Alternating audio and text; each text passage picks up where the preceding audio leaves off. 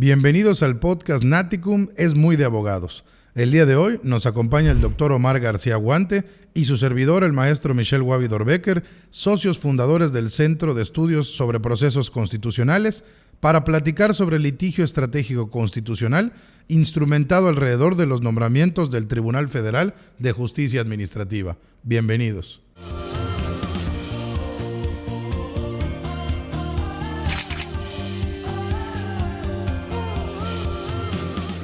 ¿Qué tal, Michel? Bienvenido al podcast de Naticum. ¿Cómo estás? Muchas gracias, Omar. Primera vez que me toca estar de un lado no entrevistador. Así es, así es. Fíjate que, me da mucho gusto que estemos hoy acá juntos porque en realidad queremos el día de hoy comentar con todas las personas que nos escuchan acerca de uno de los servicios que brindamos aquí en Naticum. Como tú sabes, Naticum es un centro de estudios sobre procesos constitucionales donde tú y yo somos socios, ¿no? En donde hemos tenido la oportunidad de emprender este proyecto, pues un poco relacionado con el litigio estratégico, que es lo que vamos a platicar el día de hoy, y un poco con el tema de capacitación. Y precisamente quería destacar el tema del litigio estratégico, ¿no? Platicar contigo un poco acerca de las experiencias que hemos tenido en alguno de los asuntos y pues para ello es que estamos el día de hoy acá, ¿no? Para platicar un poco qué es el litigio estratégico y hablar de un caso en concreto, ¿no? A mí déjame decirte que este episodio en particular me emociona mucho porque creo que como abogados, y nuestros colegas lo entenderán, los colegas que vean nuestro podcast de Es Muy de Abogados, entenderán que muy pocas veces tenemos la oportunidad o tenemos el espacio para explicar de manera posterior qué se hizo en el litigio, ¿no? Y como bien mencionas, además, tú y yo le tenemos un cariño muy particular al Tribunal Federal de Justicia Administrativa, donde en algún momento de nuestra vida militamos ambos en la Sala Regional Peninsular. Y me gustaría que empieces explicando qué es el litigio estratégico. Luego explicaré yo qué es el Tribunal Federal de Justicia Administrativa, para luego aterrizar y explicar en qué consistió este litigio estratégico aplicado al Tribunal Federal de Justicia Administrativa. Así que si nos puedes ayudar explicándonos, tratando de definir y conceptualizando, ¿a qué le llamamos en el ámbito jurídico el litigio estratégico? Así es. Sí, pues muy bien. Pues mira, el litigio estratégico es un proceso mediante el cual el despacho, el equipo de abogados pretende no solo, pues evidentemente, instaurar un juicio, sino además este juicio persigue objetivos muy específicos y fundamentalmente relacionados con dos rubros: derechos humanos y la transformación de las instituciones, ¿no? Que creo que este es el elemento sumamente destacable, ¿no? No confundir con la estrategia que tú vayas a seguir en el litigio, que ahorita platicaremos un poco de eso, sino que el litigio estratégico está fundamentalmente orientado a que a través de procesos jurisdiccionales o judiciales alcances un objetivo específico en materia de derechos humanos o la transformación de las instituciones, ¿no? Que en particular y en concreto es a lo que nos dedicamos aquí en Naticum, ¿no? Aquí en Naticum nos encargamos de implementar ese tipo de procesos de litigio estratégico y de diseñar la estrategia con la cual vas a ejecutar ese tipo de litigio, ¿no? Esto quiere decir que el litigio estratégico, a diferencia del litigio, vamos a llamarle común o ordinario, persigue un fin distinto. Nosotros en un litigio común o en un litigio ordinario, que no es más que la disolución de una controversia entre dos partes, pues en un litigio común buscamos necesariamente ganar. Necesitamos que nuestros argumentos sean los seleccionados por el juzgador como los argumentos suficientes para tener nuestra verdad jurídica. Pero en el litigio estratégico, nos dices, buscamos una finalidad distinta. O ya sea la protección especial en materia de derechos humanos o la modificación o transformación de una institución pública a través de criterios jurisdiccionales, ¿no? Lo que me hace muy interesante porque el concepto de litigio estratégico, si bien la función ha existido desde hace muchos años, en la reciente década, vamos a llamarle, nació el nombre de litigio estratégico, digamos, particular, y hoy en día ya tenemos libros, conferencias y conferencistas que están tratando de articular particularmente qué es el litigio estratégico y cómo implementarlo. Y te decía, lo que a mí me emociona mucho es que muy pocas veces tenemos los abogados un espacio para explicar cómo llevamos a cabo o un litigio ordinario o, en este caso, un litigio estratégico. A mí me gustaría comentar para la gente que nos escucha y no litiga ante el Tribunal Federal de Justicia Administrativa, que el Tribunal Federal de Justicia Administrativa es muy peculiar porque es un órgano de impartición de justicia que nace de un apartado de la Constitución, pero no pertenece al Poder Judicial. La razón de ser del Tribunal Federal de Justicia Administrativa, en palabras de nuestra propia Constitución, es dirimir las controversias que susciten entre la Administración Pública Federal y los administrados o contribuyentes. Cuando la controversia que suscita es en materia administrativa, le llamamos administrado. Cuando la controversia suscita en materia fiscal, le llamamos a la parte actora, al instante de la justicia, le llamamos contribuyente. Esos contribuyentes, esos administrados, que son destinatarios de actos administrativos o de actos fiscales y que no están de acuerdo, someten las decisiones de la Administración Pública Federal o de los órganos fiscales autónomos, como son el IMSS, el SAT, el Infonavit y la CONAGUA en ciertas situaciones, las someten la controversia ante este tribunal, que se llama Tribunal Federal de Justicia Administrativa, y este tribunal resuelve quién de las partes tiene la razón, si el Estado por un lado o el contribuyente o administrado por otro. Para impartir esta justicia administrativa y fiscal, el tribunal ha sufrido muchas modificaciones. Originalmente nació como el Tribunal Fiscal de la Federación, posteriormente fue un Tribunal Federal de Justicia Fiscal y Administrativa. Hoy, por simplicidad, le llamamos Tribunal Federal de Justicia Administrativa, aunque no ha perdido sus facultades fiscales. Y para impartir esta justicia en todo el país, se divide esencialmente, digo esencialmente porque hay una estructura más robusta, pero esencialmente se divide en tres. En una sala superior, que tiene sede en la Ciudad de México y que tiene, digamos, la parte política, financiera y criterio jurisdiccional.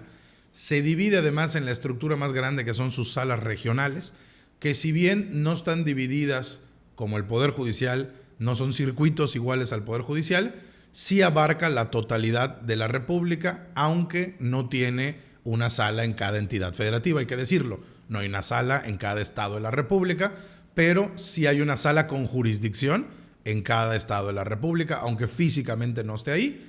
Y además, por la materia tan especializada de ciertas materias, tiene unas salas que le llamamos especializadas, que ya ven materias que si bien forman parte del derecho administrativo o del derecho fiscal, ya son, digamos, una subespecialidad de la materia. Solo para poner un ejemplo, como subespecialidad del derecho administrativo está la materia de regulación y medio ambiente y de la de fiscal, comercio exterior, aduanas y comercio exterior.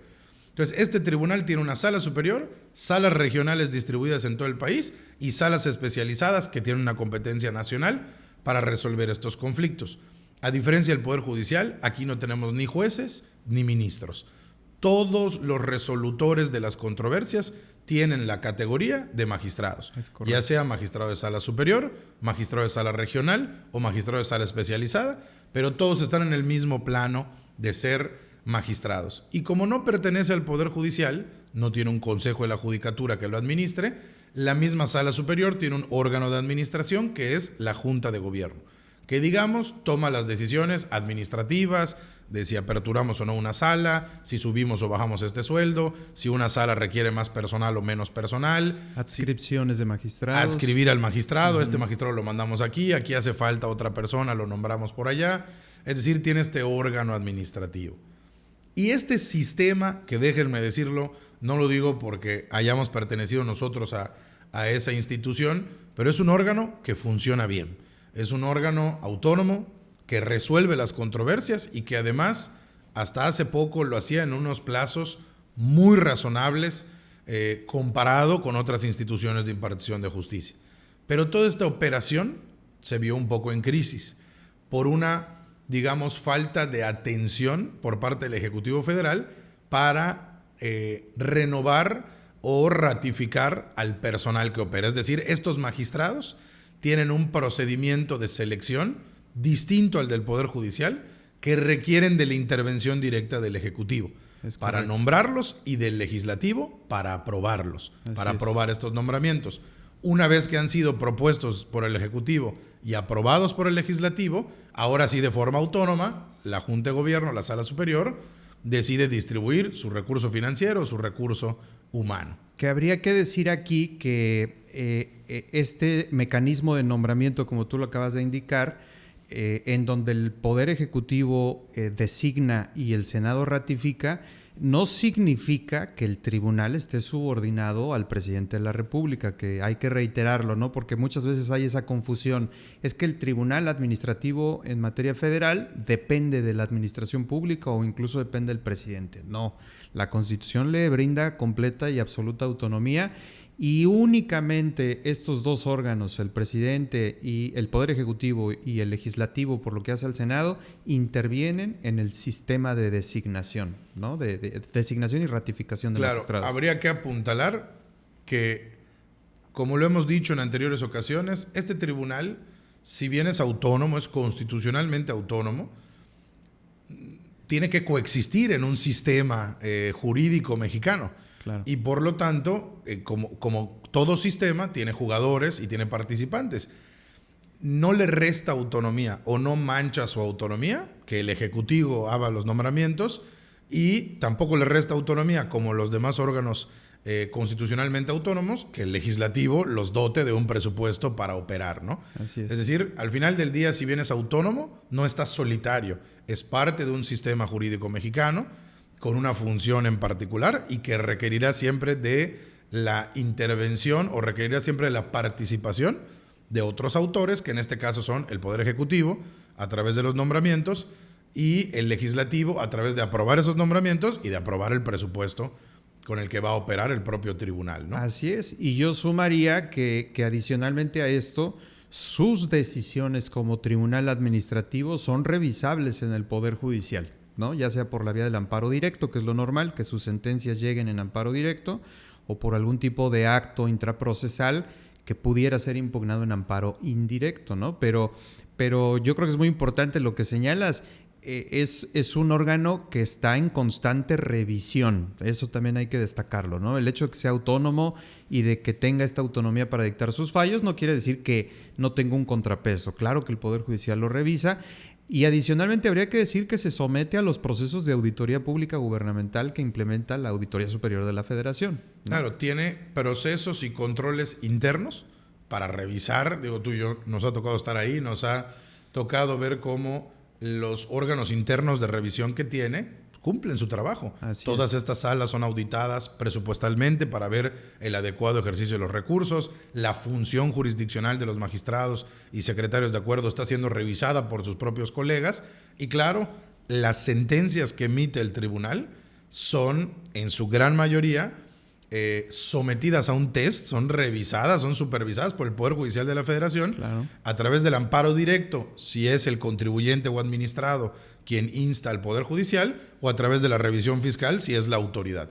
Es decir, autoridad y gobernado, ambos tienen la oportunidad de impugnar las sentencias que emite el tribunal para revisar su constitucionalidad. Es correcto. Y déjame decirte aquí, haciendo una breve contextualización, con éxito para el tribunal, porque la gran mayoría de sus sentencias pasan ese test de constitucionalidad, es decir, no son revocadas por el Poder Judicial. Lo que te habla esa estadística de qué porcentaje de las sentencias son revocadas o no por el Poder Judicial, nos habla de la calidad de la emisión de las sentencias del tribunal. No quisiera dar yo un dato incorrecto, pero solo para tener una idea general, entre el 95% de las sentencias se sostienen y solo el 5% de las sentencias que emite el tribunal son revocadas en un amparo directo o en una revisión. Que eso nos da una idea general a quienes litigan y a quienes no litigan. Es un tribunal que está funcionando y que la calidad de sus sentencias permanece ante una revisión del Poder Judicial. Completamente de acuerdo. Y fíjate que yo adicionaría a esta explicación la competencia del tribunal, que me parece sumamente importante. Es un tribunal con una vocación social tremenda, ¿no? Yo me atrevo a afirmar que todo lo que no cabe en amparo es competencia del tribunal en el ámbito administrativo. El tribunal, como tú sabes, conoce temas fiscales, ¿no? En general, créditos fiscales tanto del IMSS como del Servicio de Administración Tributaria o de los órganos fiscales coordinados en el ámbito estatal.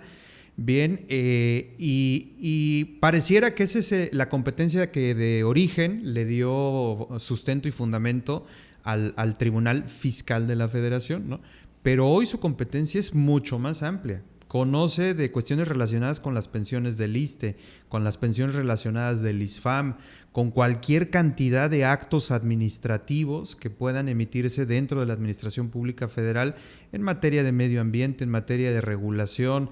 En fin, tiene una competencia sumamente amplia, ¿no? Y que esto le da precisamente esta vocación social tan importante que tiene el propio tribunal, ¿no? Solo para ejemplificar para quienes nos escuchan, en la misma ponencia, el mismo magistrado, el mismo secretario de acuerdos del tribunal, el mismo día puede proyectar una sentencia en materia de un crédito fiscal del Servicio de Administración Tributaria o de una cuota compensatoria en el Instituto Mexicano del Seguro Social, o resolver sobre una multa de tránsito de la policía, ex Policía Federal o Guardia Nacional.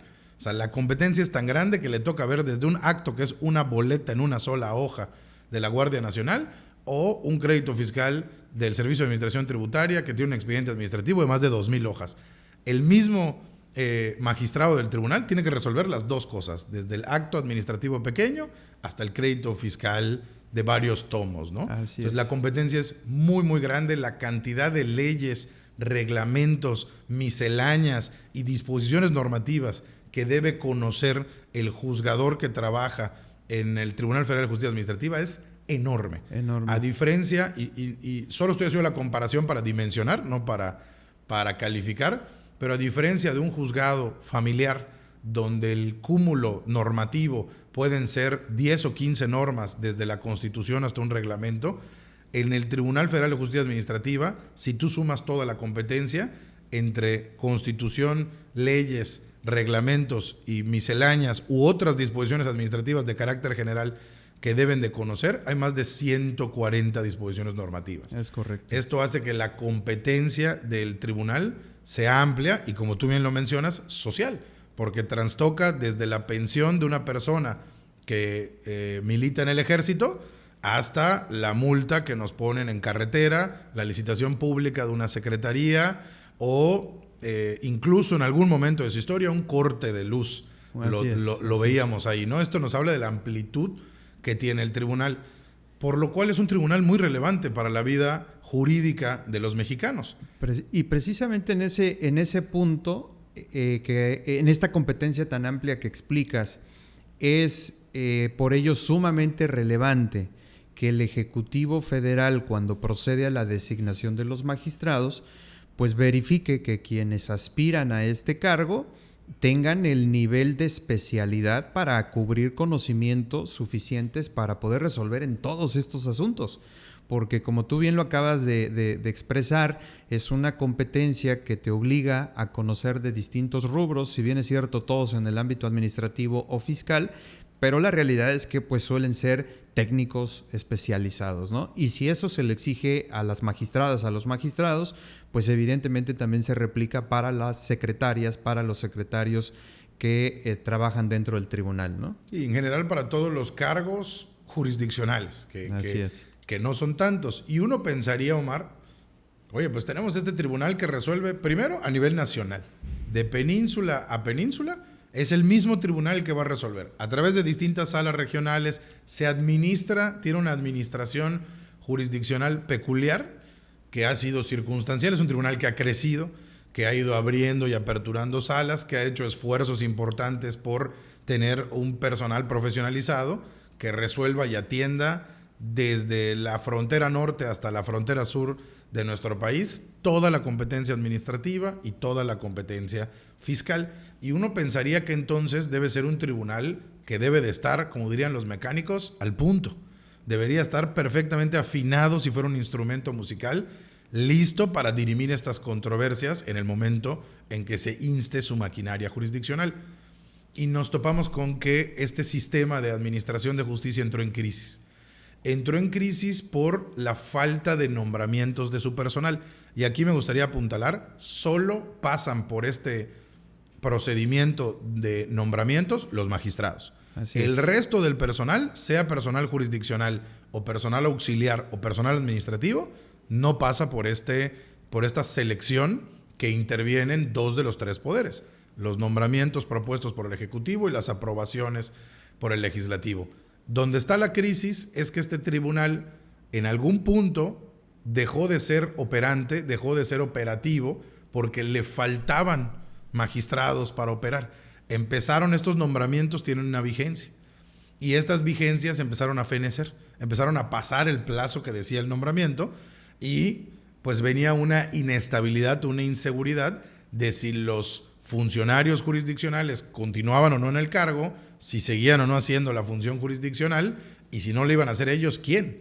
Entonces el tribunal empezó a tener muchas vacantes, vamos a llamarla así, empezaron a quedar incluso acéfalas varias de las salas regionales, y por parte del Ejecutivo no llegaban los nombramientos. Entonces cada cierto periodo de tiempo seguían venciendo más nombramientos, y por el otro lado no se estaba ejecutando el proceso para nombrar a los nuevos funcionarios o ratificar a los existentes. Había una inoperancia, había un silencio por parte del Ejecutivo Federal porque no mandaba propuestas al Legislativo. Y ahí se origina una crisis operativa de este tribunal. Así es, efectivamente. Aquí valdría la pena destacar que hubo una reforma trascendente a la Constitución que le garantiza de alguna manera a los magistrados la continuidad en la función. Dice el artículo 73, fracción 29H, los magistrados podrán ser considerados para un nuevo nombramiento, ¿no? Cuando se inserta esto en la Constitución, pues evidentemente nace con ello la posibilidad de que quienes están actualmente en la función, quienes han demostrado que tienen la capacidad para continuar en la función, pues sean considerados por el Ejecutivo Federal para una nueva designación. Sin embargo, efectivamente, como tú lo acabas de indicar, desde 2018 comenzamos a advertir que pues estos nombramientos, estas designaciones por parte del Ejecutivo Federal ya no se presentaron, ¿no? Ya empezaron a ser más espaciadas hasta que llegó un punto en donde definitivamente el magistrado o la magistrada concluía la función y ya no había noticias de si iba o no iba a ser designada y ratificada para un nuevo periodo de 10 años, ¿no? Porque conforme a la legislación actual, pues los magistrados duran en el cargo 10 años con posibilidad de ser ratificados por otros 10 años. Entonces, pues esto motivó, y además esto habría que precisar que esta falta de nombramientos viene desde el sexenio del presidente Peña Nieto, no es exclusivo de este. En la última parte del sexenio del presidente Peña Nieto se da este fenómeno, en donde ya no hay nombramientos y en donde ya no hay propuestas.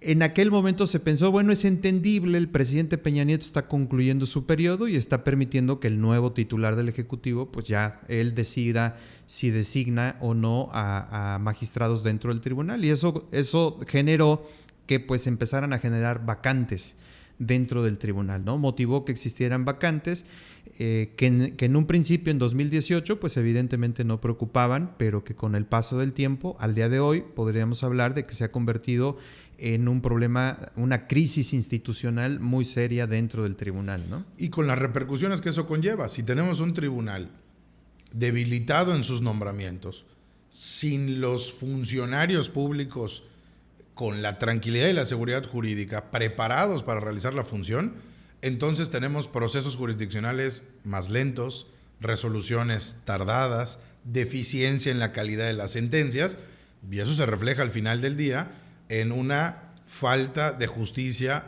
oportuna y de calidad para los justiciables. Es decir, para la persona que quiere dirimir su controversia, que no está de acuerdo con el acto administrativo, que no está de acuerdo con el acto recaudatorio, no está encontrando recientemente un tribunal que esté afinado o al punto para resolver su controversia, tramitar su juicio, escuchar sus argumentos y resolver si el acto debe o no subsistir. Y por eso le llamamos la crisis del tribunal, porque el tribunal, ese instrumento lo dejamos de afinar o ese vehículo le dejamos de dar mantenimiento. Entonces, si bien sigue funcionando, porque no puede detener sus funciones, no lo hace al 100%, no lo hace de la mejor forma posible que la ley provee. Así es. Entonces, aquí me gustaría que nos expliques cómo ese litigio estratégico que ya vimos que tiene finalidades peculiares distintas a las de un litigio ordinario, fue instrumentado para atender la crisis que estaba viviendo la impartición de justicia en el Tribunal Federal de Justicia Administrativa. Así es. Pues mira, solo para darle magnitud a la crisis, son alrededor de 50 salas del tribunal. Y para que nuestra audiencia más o menos se dé una idea de qué estaba pasando, si son 50 salas, debe de haber 3 magistrados por sala. Son alrededor de 150 personas, abogados o abogadas que tienen que estar al frente de una magistratura, ¿no? Y llegó un punto en donde teníamos más de 70 vacantes del tribunal, dentro del tribunal, ¿no? Casi el 50%. Así es, así es. Imagínate que un tribunal que opere con la mitad de sus magistrados, pues evidentemente había salas que estaban, llegó un punto en donde había salas que estaban integradas por un solo magistrado y 2 secretarios en funciones, lo que de suyo provocaba la nulidad de sus resoluciones en el amparo, porque pues evidentemente la ley es muy clara, la ley orgánica del tribunal es muy específica en el sentido de que todas las resoluciones que dicte el tribunal, las salas regionales tienen que ser firmadas por mayoría de sus magistrados integrantes de la sala, ¿no? Al no estar debidamente integrada la sala, pues evidentemente eran inconstitucionales las resoluciones que llegaban a dictarse. Pero claro, esto también trae consecuencias para la persona, para quien aspira a una ratificación en el cargo, es decir, un magistrado que va a concluir su encargo y que aspira a continuar en la función a través de una ratificación por otros 10 años. Sucede aquí que el trámite interno dentro del tribunal es que la Junta de Gobierno, unos cuantos meses antes de que termines, emite una evaluación sobre tu función como magistrado dentro del tribunal. Evalúa tus números, evalúa tu capacidad profesional, si tomaste cursos, en fin, hace una evaluación muy integral acerca del desempeño de las y los magistrados dentro del tribunal y emite una evaluación que posteriormente somete a votación de la Junta de Gobierno, y si esta Junta de Gobierno, somete a votación de la Sala Superior, y si la Sala Superior coincide con la Junta de Gobierno, ese magistrado que recibió una evaluación positiva será propuesto por el propio tribunal al Ejecutivo Federal para efecto de que sea considerado para un nuevo nombramiento, efectivamente, ¿no? Este procedimiento siempre se agota. Siempre se cumple a cabalidad. Es un procedimiento natural que por la periodicidad de los nombramientos, quiero pensar que además ocurre cada año. Es decir, cada año alguno de estos 150 magistrados vence el plazo de su nombramiento, la Junta de Gobierno o la Sala Superior de manera natural ya tenía su evaluación, lo aprueban y se le propone al presidente. Esto pasa cada año. Así es, efectivamente. La pregunta es, del 2018, incluso hablamos 2017, 2018, 2019, 2020 en adelante, el tribunal estaba haciendo su función. Seguía evaluando magistrados, seguía mandándoselo al Ejecutivo, y donde venía la crisis, donde venía la interrupción en el proceso, era que el Ejecutivo no estaba mandando propuestas, ni estos ni otros, al Legislativo para aprobación. Efectivamente. Y te puedo decir que al día de hoy el tribunal sigue cumpliendo con esa importante función, ¿no? O sea, al día de hoy sigue evaluando a sus magistrados y remitiendo las propuestas al Ejecutivo Federal para que sean considerados. Aquí la cuestión es que el Ejecutivo Federal fue omiso en pronunciarse. Realmente no es que diera una respuesta negativa en aquel tiempo, en 2018, pero tampoco proponía. Entonces eso generaba no solo la preocupación institucional, te reitero, de cómo se va a integrar el tribunal, cómo va a empezar a resolver, sino que además ya en lo interno cada uno de los magistrados dijeron, bueno, ¿qué voy a hacer? Porque además, ¿qué sucede? Se terminaba el nombramiento, llegaba a su fin porque cumplía los 10 años y venía un oficio por parte del presidente del tribunal en donde les requiere la entrega de la ponencia, ¿no? Oye, pues ya te propuse, el Ejecutivo no se ha pronunciado, pero entrégame la ponencia porque pues evidentemente tu nombramiento ya terminó. Eso significa que el magistrado o la magistrada que se veía en la necesidad de entregar la ponencia, pues prácticamente se iba a su casa, ¿no? Claro. Se iba a su casa con la nula posibilidad de poder trabajar en algún lugar, porque estás esperando a que me ratifiquen como magistrado, ¿no? A que me consideren para un nuevo nombramiento. ¿Esto qué significa? Que no pueden litigar, ¿no? Que no pueden prestar sus servicios para un despacho, no podrían prestar sus servicios para algún cliente que de alguna manera le pudiera generar en un futuro un conflicto de interés. El magistrado se tenía que esperar a que llegara la decisión del Ejecutivo Federal. Con toda la incertidumbre que eso conlleva y con la interrupción prácticamente de un proyecto de vida. Así es, así es. Durante los sexenios del presidente Fox, del presidente Calderón, incluso el inicio del sexenio del presidente Peña Nieto, una buena parte, era natural esperar, era natural entregar la ponencia, pasaban 4 o 5 meses, tal vez 8 meses, y llegaba tu notificación para efecto de que te presentaras y comparecieras al Senado y te dieran tu ratificación. Era natural esperar. Pero sucedió que a partir de 2018, pues esta espera se empezó a prolongar en el tiempo. Ya no eran 8 meses, ya era 1 año, ya era 1 año y medio.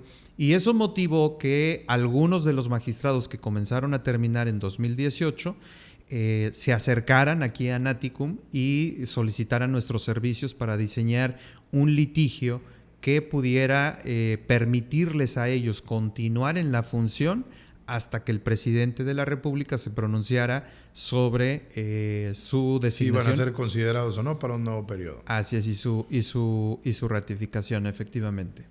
Y bueno, en esta instrumentación, ¿en qué consistió? ¿Cómo diseñar o cuál fue el diseño? Porque entiendo que hay una parte específica que no se puede revelar por secreto profesional, pero dentro de lo que nos puedas comentar, dentro de lo que sí pueda ser expuesto, ¿en qué consiste este diseño estratégico del litigio para cumplir este objetivo particular que es resolver o atender una crisis, porque no la resolvía, pero la atendía, y maquinar la continuidad de las funciones del tribunal en lo que sucedía una decisión pública? Bueno, pues aquí es muy interesante, Michelle, porque efectivamente del litigio estratégico nos pasamos un poco a la estrategia del litigio. El objetivo de nuestros clientes era muy claro: hay que darle continuidad a la función, ¿no? Yo quiero continuar en la función mientras el presidente de la República decide si me va a designar o no. Y aquí, bueno, pues tuvimos que sentarnos aquí en Naticum, diseñar una estrategia de litigio. Y de las primeras decisiones que tú tienes que tomar en una estrategia de litigio es a quiénes vas a incorporar al equipo de abogados o abogadas que se va a encargar de desplegar la estrategia. Y la realidad es que sería sumamente riesgoso pensar que un solo abogado puede llevar toda una estrategia de esta magnitud. Es falso, ¿no? O sea, de entrada tienes que sumar perfiles en donde conozcan bien el tribunal, ¿no? Que el mecanismo de nombramientos, pues evidentemente lo conozcan, y de preferencia, como es tu caso, como es mi caso, que hayan pertenecido al tribunal, para que de alguna manera se entienda perfectamente de qué institución estamos hablando. Y 2, pues el mecanismo por el que nosotros nos perfilamos o nos orientamos, como tú lo sabes, ha sido el juicio de amparo, un amparo indirecto. Y aquí viene un segundo momento: planear el amparo indirecto. Y cuando te digo planear el amparo indirecto, no es sentarnos a redactar la demanda de amparo indirecto, sino a trazar todos los escenarios posibles que se pueden generar a partir del diseño de la demanda, la estructuración de la misma, qué vamos a pedir, si vamos a pedir una suspensión, si no la vamos a pedir, si esa suspensión tiene un efecto restitutorio, si no lo tiene. Es decir, planear desde su inicio hasta su conclusión toda la ejecución en la tramitación del juicio de amparo, ¿no? Entonces, en ese sentido es integrar un equipo de expertos que pudiera darle cauce legal a esta tramitación de un juicio de amparo indirecto, y que estos expertos además tengan la experiencia suficiente para trazar y diseñar un juicio de amparo indirecto en esta materia, ¿no? Y eso fue lo que se hizo. La realidad es que el objetivo de nuestros clientes era muy clara: oye, yo quiero que tener continuidad en la función. Y aquí nos enfrentamos al primer reto, Michelle, que fue muy importante. Hay una jurisprudencia de la segunda sala que, imagínate, en 2018 esta jurisprudencia era del texto siguiente: Tratándose del procedimiento de ratificación de los magistrados del Tribunal Federal de Justicia Fiscal y Administrativa, es improcedente otorgar la suspensión, ¿no? O sea, de entrada había jurisprudencia que decía no concedas la suspensión. Que para efectos prácticos del caso es que el magistrado que estaba venciendo su nombramiento no podía presentar un amparo y pedir la suspensión para continuar en el cargo en lo que se resolvía el amparo. Así es. Eso existía jurisprudencia que decía no se puede otorgar esa suspensión. No se puede otorgar la suspensión. Claro que aquí había algunas ventajas a nuestro favor. Esa jurisprudencia interpretaba una normatividad que ya estaba abrogada y los hechos que habían motivado esos juicios de amparo de los cuales derivaron esas jurisprudencias, pues también eran distintos de la situación que acontecía con nuestros magistrados que en ese momento estaban intentando promover un juicio de amparo, ¿no? Pero con todo y eso, Michelle, la realidad es que nos enfrentamos a criterios en muchos sentidos formales, ¿no? Presentamos los primeros amparos y la realidad es que hubo jueces, por ejemplo, aquí en Yucatán, que nos negaron la suspensión, que dijeron, no, a ver, espérame, hay jurisprudencia que claramente dice esto y se te debe de negar la suspensión. Entonces, fue necesario con estos clientes replantear la estrategia, reconducir la estrategia para poder conquistar este primer objetivo, que era obtener una suspensión que le permitiera continuar en la función. Esto nos obligó a replantear por completo cuestiones como dónde promover el amparo, ¿no? Si lo promovemos en la sede donde el magistrado ejerce la función, si nos vamos todos a la Ciudad de México. Y la realidad es que esto nos dio la oportunidad de salirnos un poco del entorno, de la zona de confort en el litigio, digamos, de litigar en los juzgados donde normalmente litigamos y acudir a otras jurisdicciones en términos del artículo 32 de la Ley de Amparo, ¿no? Que permite que podamos presentar las demandas no necesariamente en donde viva el quejoso, sino donde tenga ejecución el acto reclamado. Y eso nos permitió acercarnos al primer circuito, ¿no? Y promover estos primeros amparos allá en el primer circuito. Y nos llevamos la grata sorpresa de que la interpretación que tuvieron particularmente las juezas, fíjate aquí muy interesante, particularmente las juezas, cambió por completo la perspectiva, ¿no? Evidentemente llevábamos en la demanda de amparo la estadística de la situación del tribunal, se le expuso por escrito en el amparo a los jueces cuál era la situación del tribunal y el riesgo que se corría institucionalmente si evidentemente no había nombramientos oportunos dentro del tribunal. Y ya en la parte del quejoso, ya en la parte del interés jurídico específico del quejoso, pues se narró toda la parte, pues el proyecto de vida, la situación concreta de cada uno de los magistrados y con base en ello se estructuró una primera demanda y una primera solicitud de suspensión. Y aquí, como te decía, nos encontramos con juezas, particularmente la jueza séptimo de distrito, que no voy a olvidar nunca esas primeras reuniones que tuvimos con ella, con una vocación por la independencia judicial, ahora que está tan de moda estar cuestionando este tipo de cuestiones, pues con una vocación por la independencia judicial y por cobijar con esa independencia judicial al propio Tribunal Federal de Justicia Administrativa, que fue la primera en concedernos una suspensión. Fue la primera en concedernos una suspensión y te puedo decir que en esa suspensión yo tuve la oportunidad de aprender mucho de cómo pedir la suspensión. Normalmente leemos la ley de amparo y es otórgame la suspensión para que se mantengan las cosas como están. Y recuerdo claramente ese primer acuerdo de suspensión provisional porque no era suficiente mantener las cosas como están. Era indispensable darle la garantía al quejoso de que tenía continuidad en la función. Y entonces las primeras suspensiones salieron con un texto que reza palabras más, palabras menos, se concede la suspensión para que se mantengan las cosas como están y para que el Tribunal Federal de Justicia Administrativa se abstenga de requerirle la entrega de la ponencia, ¿no? Con este diseño en la suspensión, con esta propuesta de suspensión provisional, pues evidentemente no solo era una gran noticia y era un gran avance, bien, sino que además nos alejábamos de alguna manera de lo que estaba planteado en la jurisprudencia de la segunda sala, con la cual ya nos habían negado algunas de las suspensiones, ¿no?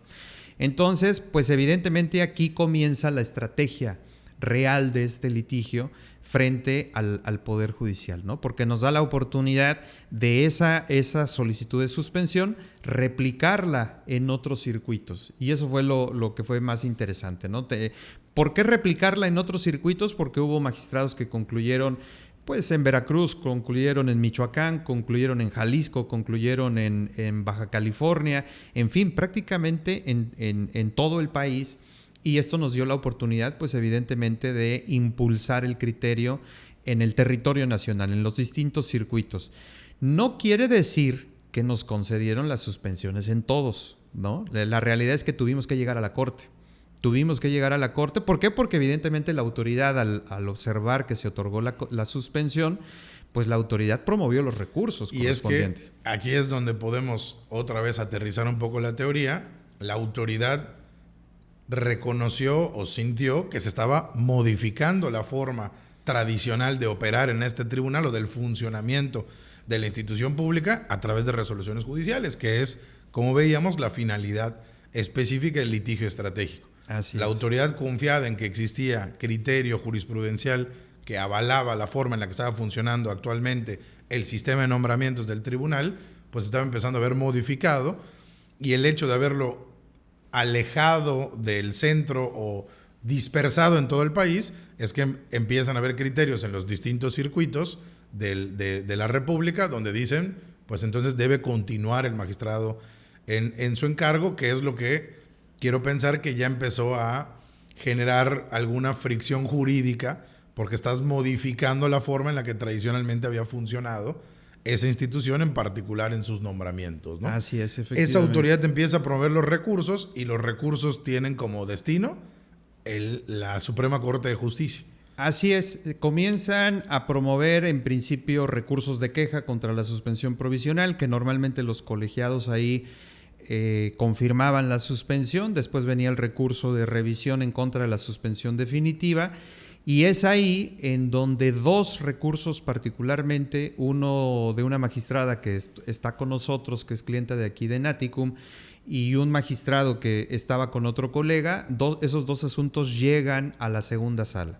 Y la segunda sala analiza el caso, y la segunda sala sienta jurisprudencia con estos dos asuntos. Y una jurisprudencia muy interesante, porque abandona el criterio de la misma segunda sala en donde negaba la suspensión, y ahora interpretando las nuevas disposiciones o las disposiciones vigentes en materia de nombramientos, arriba a la conclusión de que si el magistrado o magistrada tiene una evaluación positiva, y esa evaluación positiva fue sustento para que el presidente del tribunal le propusiera a su vez al presidente de la República la ratificación, pues evidentemente había elementos suficientes para presumir, para tener una apariencia del buen derecho de que esta persona, este magistrado, tenía la oportunidad de continuar en la función. Y por lo tanto la segunda sala se decanta por la posibilidad de que se conceda la suspensión en estos casos en donde esté la situación. Un dato muy importante, la segunda sala dijo, es sumamente relevante que el magistrado promueva el amparo antes de que termine su nombramiento. Claro. ¿No? Porque hay un fenómeno que se presentó con magistrados que ya habían terminado el nombramiento y que al observar esta jurisprudencia comenzaron a promover sus amparos y en algunos casos fueron reinstalados, ¿no? Pero de origen, la segunda sala dice es importante que el magistrado promueva su amparo mientras esté en la función. Entonces, bajo esta lógica, imagínate, llega la segunda sala, que no fue fácil, te estoy hablando que entre el 2018 y el 2022, que es cuando llega la segunda sala, pues tramitamos cualquier cantidad de amparos, ¿no? E impulsamos el criterio a nivel estatal. A nivel regional, digamos, en los distintos circuitos. Ya cuando sale la jurisprudencia de la segunda sala, pues evidentemente el camino se allanó mucho, porque pues las suspensiones ya no fue necesario litigarlas con tanta intensidad como parte del litigio estratégico, porque pues la jurisprudencia ya te daba esa tranquilidad, ¿no?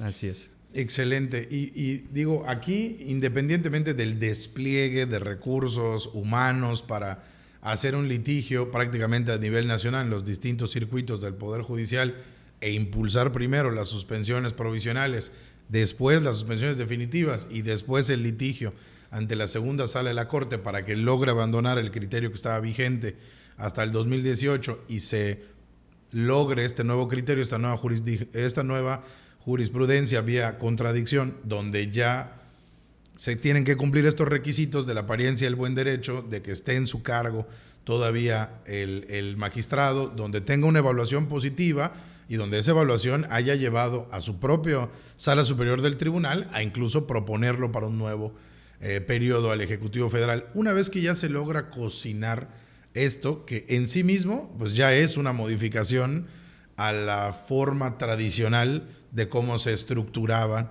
los nombramientos en el tribunal, como tú nos dijiste, como tú nos explicaste antes de empezar a hablar del litigio estratégico, lo normal era que el magistrado no presentara nada y esperara. Había una espera ordinaria del año 2000 al 2017, donde había que hacer una entrega en la ponencia y sentarte a esperar, pausar un poco el proyecto de vida, pausar un poco las aspiraciones personales hasta ver si era yo aprobado por mi tribunal, propuesto al presidente y que el presidente me proponga al legislativo. Hoy en día ya no funciona así, o existe un camino alterno a la estructura tradicional, dado estos criterios favorables que hacen jurisprudencia en la Suprema Corte.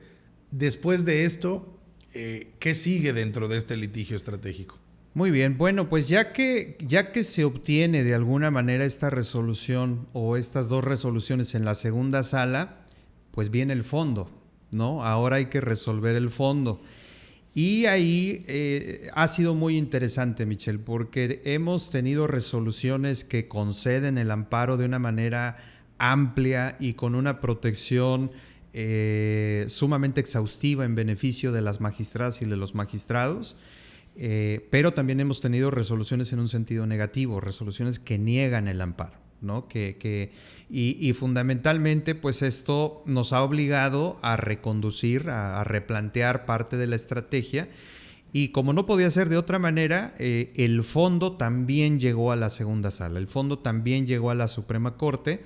Y aquí tenemos, la verdad, que una especie de resolución extraña. ¿Por qué? Porque nosotros llevábamos un planteamiento muy sólido con relación a la ratificación de los magistrados. Y quiero destacar este punto porque pues evidentemente la ratificación, jurisprudencialmente hablando, en precedentes, le daba muchos beneficios, le generaba muchos beneficios a los magistrados si se hubiera reconocido que tenían el derecho a ser ratificados. La realidad es que en un procedimiento un poco extraño en la segunda sala, y digo un poco extraño porque un solo asunto que se resolvió en la segunda sala tuvo más de 4 proyectos de sentencia en un hecho inédito, por lo menos que a mí no me había tocado. Pero bueno, lo importante es que este proyecto que finalmente se vota en la segunda sala concluye diciendo: los magistrados no tienen derecho a la ratificación, lo que ya de suyo era una muy mala noticia para nuestros representados, porque pues evidentemente pierdes todas esas garantías que tienes alrededor de la ratificación. Pero afortunadamente la sala concluye 2 cosas. Dice la sala: lo que sí tienes es derecho a un nuevo nombramiento, a ser considerado para un nuevo nombramiento, y tienes derecho a que el titular del Ejecutivo Federal te dé respuesta fundada y motivada sobre tu situación jurídica, sobre tu propuesta de designación. Y claro, pues esto así de genérico. Cabe aquí destacar que normalmente en este tipo de sentencias se dice: tienes derecho a la fundamentación y motivación reforzada. No se dijo, la segunda sala no lo señaló así. Y hay otro punto importante en donde no se pronuncia la segunda sala, y es en cuanto a la continuidad de los magistrados en la función del cargo. La realidad es que resuelve la segunda sala en este sentido, y esta sentencia se empieza a replicar en los circuitos, efectivamente, ¿no? Y esto nuevamente ya en un tercer momento nos lleva a replantear la estrategia. ¿Por qué? Porque ya no estábamos ubicados en el derecho a la ratificación, sino estábamos ubicados en el derecho a un nuevo nombramiento, y fue necesario replantear la estrategia en este punto, ¿no? Me gustaría preguntarte, Omar, en todo este procedimiento, dentro de todo este derrotero, dentro de todo este camino del litigio estratégico, ¿qué consideras que es lo más difícil? Bueno, pues voy a ser más específico. ¿Es más difícil planear cuando te sientas con ese equipo de 5 o 6 abogados con perfiles diferentes, gente que conoce el contencioso, gente que conoce orgánicamente al tribunal, más gente que conoce de los procedimientos de amparo. Es más difícil sentarse a planear porque hay que visualizar potenciales escenarios que pueden o no llegar, o es más difícil ejecutar lo planeado, o es más difícil adaptarse conforme van saliendo los criterios de los distintos circuitos y de la segunda sala.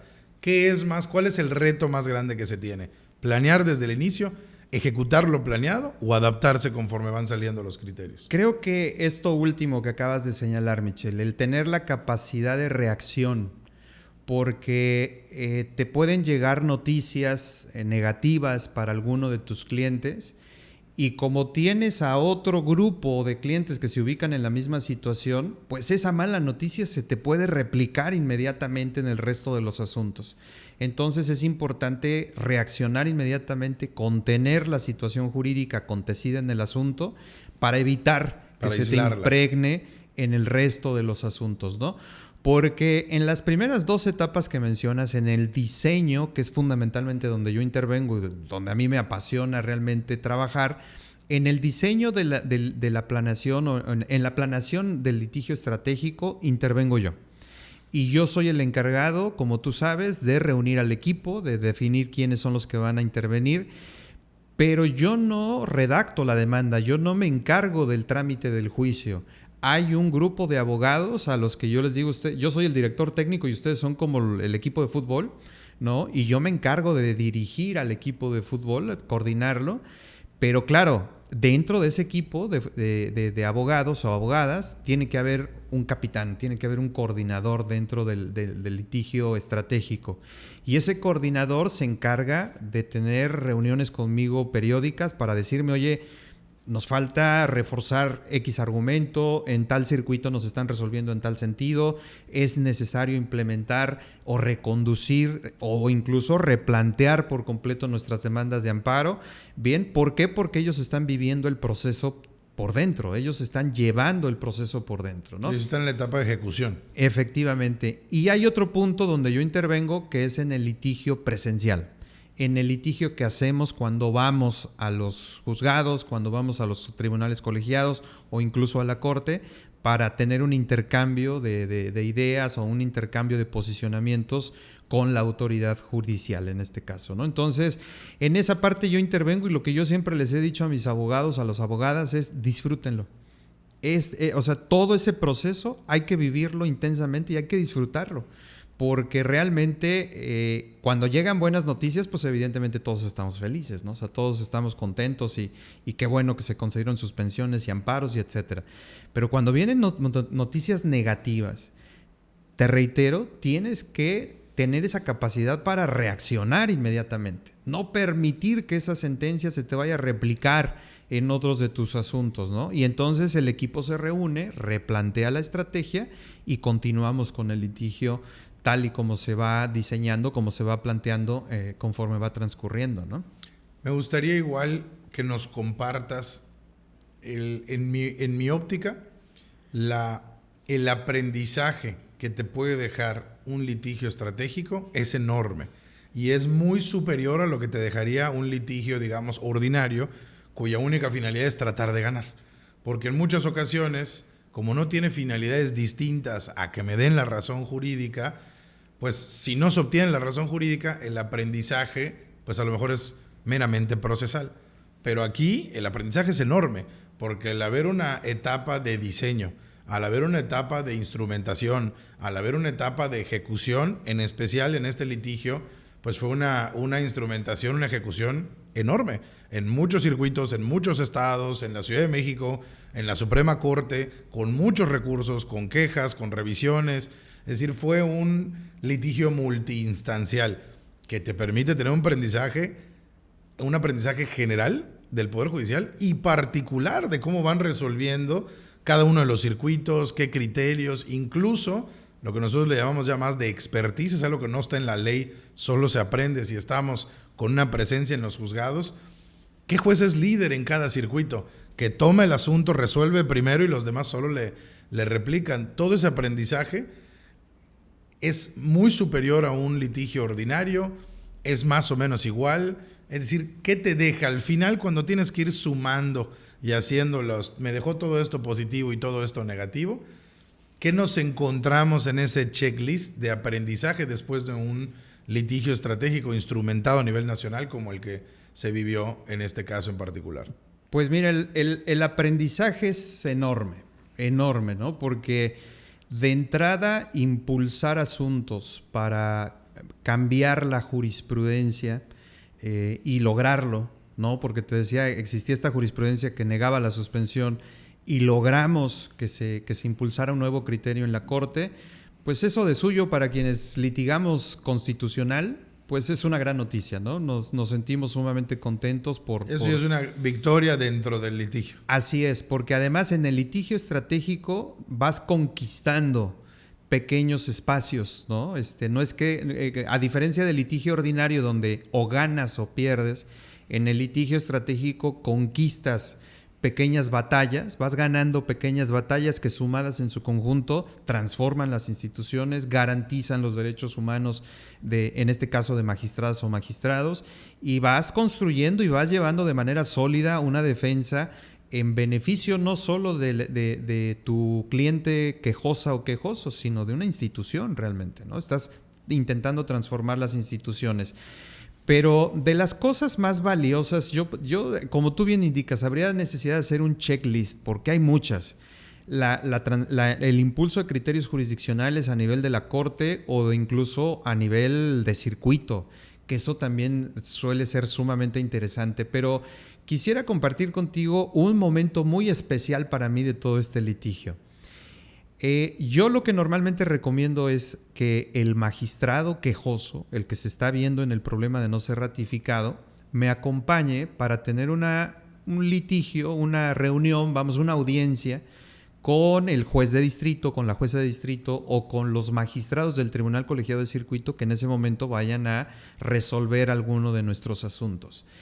Y ahí te digo, ha sido momentos muy, muy interesantes que de verdad yo disfruto mucho, porque hay un punto en donde el magistrado quejoso tiene que hablar con el juez de distrito o tiene que hablar con los magistrados del Tribunal Colegiado de Circuito. Entonces, realmente yo me he vuelto un espectador de esos diálogos y he tenido la fortuna de estar en muchísimos de esos diálogos, ¿no? En donde yo mismo he provocado que el magistrado del Tribunal Federal de Justicia Administrativa defienda su tema frente a un magistrado de un tribunal colegiado. Eso ha sido verdaderamente maravilloso, porque hay cualquier cantidad de diálogos sumamente cerrados, como pudiera ser casos en donde probablemente el magistrado del tribunal colegiado no se muestre con tanta apertura y cierre la posibilidad de la comunicación y sea este tipo de juez completamente hermético que ni siquiera se ríe cuando te saluda, o sea, una persona que no comunica,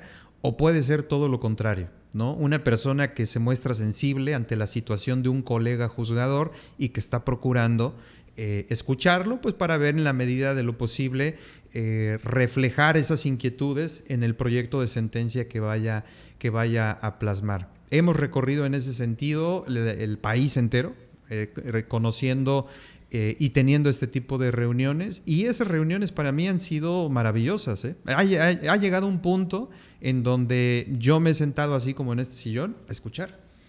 Literalmente escuchar el diálogo que se sostiene entre un juez que va a defender su causa frente a otro juzgador, ¿no? Entonces, pues ha sido sumamente interesante en ese punto. Y ese tipo de aprendizaje, ese tipo de experiencias empíricas, como nosotros decimos, no hay manera de aprenderlo más que estar ahí.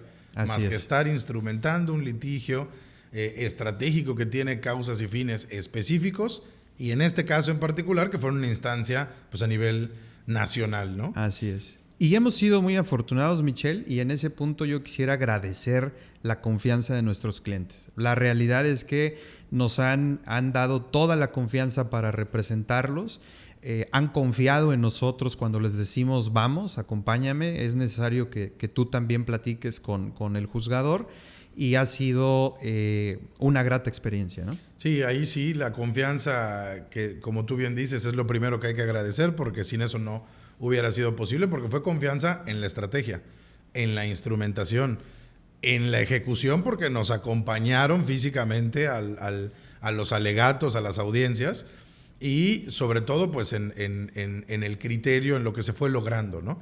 Es decir, sí es una confianza plena y en todas las etapas. Totalmente. Porque bien pudiesen, voy a usar una palabra coloquial, bien pudiesen rajarse o bajarse del barco desde que vieron cómo iba a ser la implementación, la estrategia, desde que vieron que existía una jurisprudencia en contra, no, mejor déjalo aquí porque ya hay criterio para qué nos peleamos. Es decir, la confianza fue en todo momento a lo que se diseñó aquí en el centro y a lo que se ejecutó, y esa confianza se mostró en que incluso los hicimos parte de la ejecución.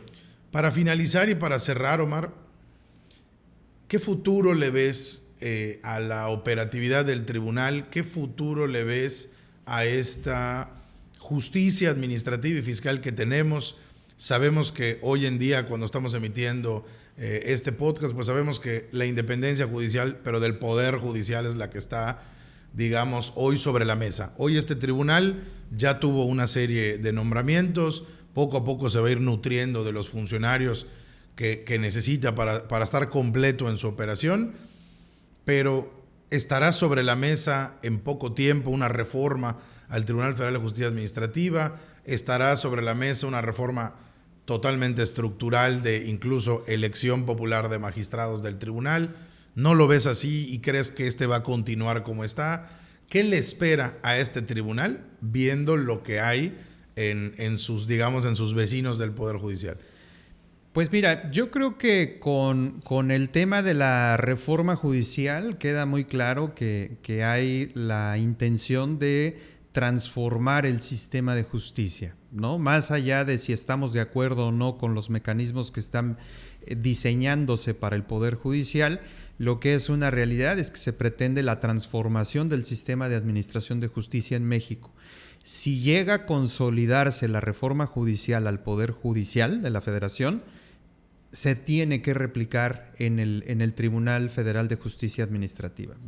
Yo no tengo la menor duda, no habría ninguna justificación de por qué el sistema de nombramientos para el Poder Judicial es uno y por qué para los tribunales administrativos pudiera ser uno distinto, ¿no? Entonces creo que eso tendría que replicarse y me refiero particularmente al tema del voto popular. Que tengamos, ¿no?, a estos 150 magistrados, en vez de propuestos por el presidente y ratificados por el Senado, los tengamos a lo mejor en una boleta. Efectivamente. Y no quiere decir que yo esté de acuerdo con eso, pero sí me parece que no habría ninguna razón para que no se replicara frente a los tribunales administrativos y los agrarios incluso, ¿no? Entonces, en esa lógica creo que pudiera sí impactar la reforma judicial a lo que acontece con el tribunal. Mientras tanto, Michelle, a nosotros no nos queda más que continuar en este litigio porque no se ha agotado. No se ha agotado. Tenemos resoluciones importantes, tenemos resoluciones interesantes, pero el objetivo no se ha culminado. Bien, y nuestros magistrados y magistradas que están en esta situación en el litigio constitucional tienen derecho a recibir una respuesta fundada y motivada ya por criterio jurisprudencial de la Corte. Entonces, en esa lógica es que tenemos que seguir construyendo, tenemos que encontrar alternativas dentro del litigio estratégico para que mientras se define si se va a transformar o no el mecanismo de nombramientos tratándose del Tribunal Federal de Justicia Administrativa, mientras eso llega a ocurrir, pues nosotros no cesar, no descansar en este litigio estratégico que hemos emprendido desde 2018. Y a manera de conclusión, Michelle, esto que le está pasando al Poder Judicial, que comenzó prácticamente hace un par de meses, el Tribunal Federal de Justicia Administrativa lo padece desde 2018. Probablemente con menor intensidad y no con una reforma constitucional sobre la mesa, pero fue suficiente con no nombrar a los magistrados para que el órgano cayera en una situación de inoperancia. Afortunadamente, hay que decirlo también, los secretarios y las secretarias que conforman el tribunal son extraordinarios, ¿no? Son verdaderamente juristas que se pusieron la camiseta para que el tribunal no cesara en su operación, pero evidentemente ellos necesitan el auxilio del mecanismo constitucional y legal establecido para que el tribunal esté debidamente integrado y ellos puedan regresar a su función natural, que es integrar el procedimiento y redactar las sentencias, y que sean los magistrados los que en todo caso resuelvan, ¿no? Sí, cualquier institución pública es tan valiosa como la calidad de los funcionarios que ella le integran. Y yo creo que los funcionarios del Tribunal Federal de Justicia Administrativa, llámese los magistrados que estaban en espera, los magistrados que seguían trabajando con suspensiones o el personal operativo que continuó en funciones de estas vacantes, pues yo creo que demostró perfectamente la calidad que tiene, la profesionalización que tiene, porque existe todo un cúmulo de personas allá afuera, un público en general, que no tenía idea ni siquiera que el tribunal estaba en crisis. Lo que te habla de que las personas que estaban dentro del tribunal hicieron un trabajo extraordinario para que esta crisis operativa del tribunal no tuviera repercusiones en la justicia que estaban impartiendo. Hoy en día, con los resultados obtenidos a través del litigio estratégico, con estas pequeñas batallas que se han conquistado, como bien lo mencionas, pues el tribunal está pasando su crisis. Yo creo que los momentos más oscuros del tribunal ya los dejó atrás. Ahora viene un tema de terminar de reconstruir, de que se le dé respuesta a la que tienen derecho estos magistrados, fundada y motivada, analizar cuáles son estas respuestas, ver qué sigue para ellos, para el proyecto, para la continuidad que ellos están esperando y que por la cual pues, le han dedicado los últimos 10 a 15 años de su vida a esa profesionalización y a esa impartición de justicia administrativa. Pero yo creo que la calidad de los funcionarios que tiene hoy el tribunal nos demostró que, a pesar de tener una crisis interna, no se exteriorizó, por lo menos a un nivel de público en general, que volteara los reflectores hacia ellos, como le está pasando a lo mejor al Poder Judicial, que hoy está sobre la mesa de todas las discusiones. Si el tribunal lo logró evitar, a pesar de estar en crisis mucho mayor tiempo o estar en esta tensión durante mayor tiempo, es por la calidad de los funcionarios que tiene. ¿Algún comentario final, algún cierre, alguna conclusión? Pues invitar a quienes escuchen este episodio, si se ubican en la necesidad de tener un diseño de litigio como el que acabamos de platicar, pues comentarles que en Naticum nos dedicamos a esto. Por eso le denominamos Centro de Estudios sobre Procesos Constitucionales, porque realmente nos dedicamos a un litigio que es no solo especializado, sino que además requiere de una estrategia de litigio, y que pues evidentemente coordinamos tú y yo con un gran equipo de abogadas y abogados que integramos aquí Naticum, y que pues estamos a sus órdenes, ¿no? Y pues yo voy a dejar nada más, como siempre, la puerta abierta. El litigio estratégico no ha terminado, las finalidades no se han cumplido, la crisis del tribunal no está superada, pues a dejar aquí sobre el tintero y sobre la mesa un segundo episodio, dedicarle nosotros un segundo episodio a pues tener un tema de cierres, un tema de conclusiones, un tema de ahora sí a lo mejor poder exteriorizar los criterios y el checklist de las enseñanzas que le puede dejar pues a todo el equipo de trabajo el aprendizaje de un litigio estratégico, con todas las consecuencias y con toda la magnitud que este tipo de litigios conlleva. Muchísimas gracias como siempre por tu tiempo, por ser tan claro en las explicaciones, y invitamos a la gente a que nos siga en las redes sociales del Centro de Estudios Constitucionales Naticum para que pueda pues aprender más de este tipo de temas y acercarse si se ve en la necesidad de diseñar o instrumentar pues un litigio estratégico para finalidades específicas. Excelente, Michelle, muchas gracias.